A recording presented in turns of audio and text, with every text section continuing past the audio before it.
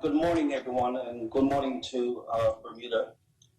Today, I would like to provide this honorable House with details emanating from the recently held general election. On October 1st, 2020, the people of Bermuda went to the polls to exercise their democratic right to vote. A vote that led to an empathetic victory to the government. Mr. Speaker, you will recall that earlier this year, this honorable House approved a raft of changes to the Parliamentary Election Act 1978. The most significant changes were enacted to increase the number of persons who are eligible to vote in our country, increase the categories of persons who could vote in an advance poll, enable people who are shutting in at home to vote, enable visually impaired persons to vote using tactile devices, give the parliamentary registrar more flexibility at polling stations in order to ensure safety. Mr. Speaker, I am pleased to inform this honorable House that despite the threat and health risk proposed by COVID-19, the parliamentary registrar, Ms. Ward, and her entire team delivered a safe, seamless, and secure electoral process for the electorate. Elections, both the advanced polls and the general polls, were very successfully conducted, and enormous credit for this has to be given to the Parliamentary Registrar's Office. Mr. Speaker, this honorable House and all of Bermuda will be interested in the statistics emanating from the general election of 2020. To that end, I am pleased to share the following data. A total of 183 votes were taken at senior citizens rest homes.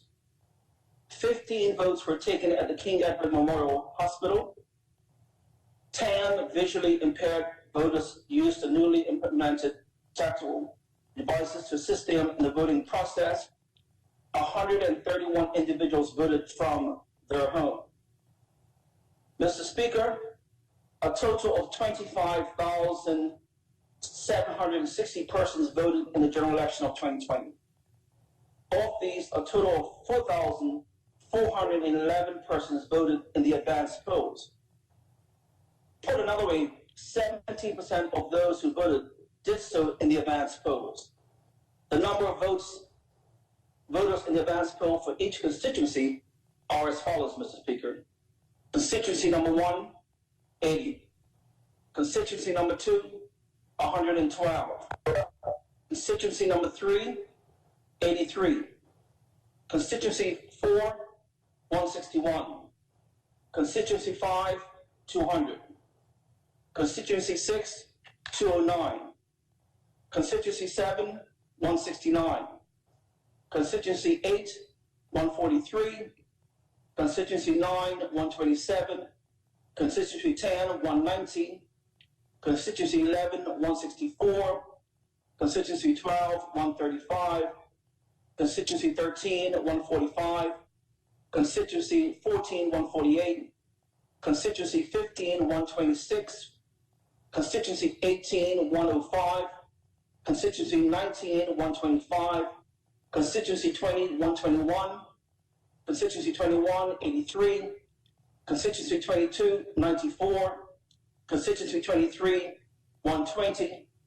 Constituency 24, 103. Constituency 25, 176. Constituency 27, 164. Constituency 28, 153. Constituency 29, 145. Constituency 30, 160. Constituency 31, 150. Constituency 32, 148. Constituency 33, 90. Constituency 34, 108. Constituency 35, 108. And Constituency 36, 66.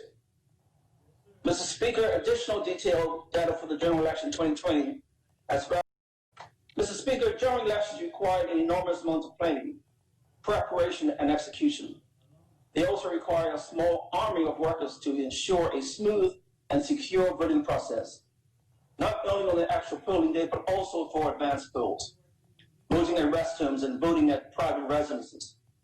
Mr. Speaker, there were approximately 540 workers involved in the general election of 2020.